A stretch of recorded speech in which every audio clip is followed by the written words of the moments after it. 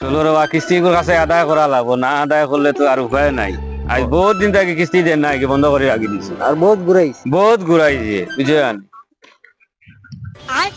ও মায়ের উপায় নাই রে, আজ তো কিস্তি এলা রে, একটা পয়সা নাই, গীতা করতাম কুম্বা যেতাম বাগি, আজ বাগা ছাড়া কোনো লাইন নেই, ড্রাইভার আগে হয়ে যায় বাগি।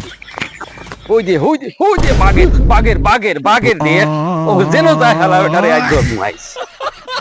হেলার বেটা আইগো ও ভাই আইলো বে বুঝছো, কিন্তু উড়াইয়া গেল কই? হ্যাঁ গেল কই? ইনো তোর দ্বারো কাছে তো নাই দেখি আমি। তো করে এক কাম করি, ফোন করি।